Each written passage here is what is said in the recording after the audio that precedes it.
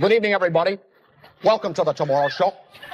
At the outset of the program tonight, I'd like to clear something up that ticked me off when I heard about it. There's a newsman who works at KNBC in Los Angeles. His name is Paul Moyer. He's a local news anchorman. Well, lately somebody walked up to me and said, "Tom, you know that guy Paul Moyer over at News? Gee, he looks and sounds a lot like you." Well, this afternoon somebody else comes up and says, "Tom," he said, "is it true Paul Moyer from over at News will be replacing you on the Tomorrow Show?"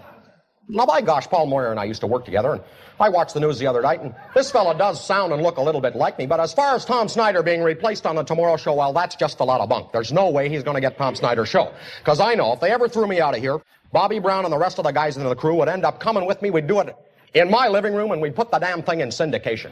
That's that. Yeah. Anyway, my guest tonight is a man who's familiar to anybody who owns a hi-fi set. He's a member of the pop group The Rolling Stones, and his name is Mr. Mick Jagger.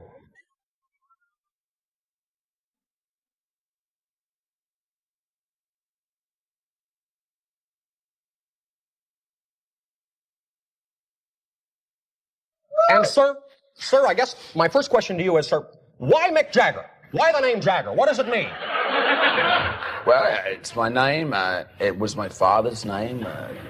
All right, fair enough. I'll buy that. Get Off My Cloud. Get Off My Cloud. The song, Get Off My Cloud, was one of the best things you guys ever did, and I'll tell you why. I was working at Westinghouse Industries back in the 50s, not in the toaster division, in the broadcasting division. I was a unit manager. I used to get me so teed off, you know. I used to feel like saying to him, "Get the heck off my cloud." You ever feel like saying, "Heck, I'm Mick Jagger. I got a few hit records. I can afford to take some time off and do whatever the heck I want"? Do you ever feel that way? Yeah, I suppose I do. I mean, we did a tour that was really successful, and I went crazy, I guess a little crazy after it, and I put a barbecue and a swimming pool in the backyard. Well, Mick, I know exactly what you mean. You know, there's nothing like a good old-fashioned barbecue. You start cooking up the steaks, the smell of the charbroiling attracts everybody from next door. Golly, I find myself feeding the whole neighborhood. That's the fun of a barbecue. Well, yes, sir. I'll buy that, sir. You know, Tom, ever since we put the pool in at our house, a lot of old friends that we haven't seen for a while to just drop in more often. You know, like Rod and Bab Stewart and Eric and Madge Clutch. They love to come over and beat the heat. You know? Well, it's a hot life you lead, you know. Speaking of heat, boy, you're quite the dancer. I saw your show in Tucson, and some of those moves you do, I wouldn't think the human body would be capable of moving like that. They were terrific, Mick, really. Thank you. Which ones, you know, which particular ones did you go for? Oh, well, the little thing with your leg, you know, and the little walk, you know, the little things you do, all those little things. Well, you know, which one do you want to show me? Show me, what do you mean? Whoa. Get a bit of room here. Well, heck, I can...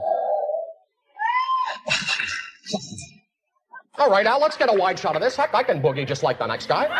Well, I mean, you know, the little walk.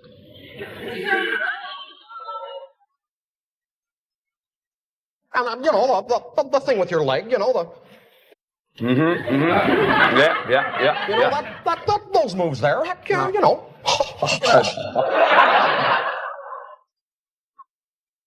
You know, I think you clearly missed your calling in life. Well, what do you mean? You think I should have been a dancer or something? Well, not for a living. Speaking of relaxation, Mick, I just do it to fool around, you know. I like to dance.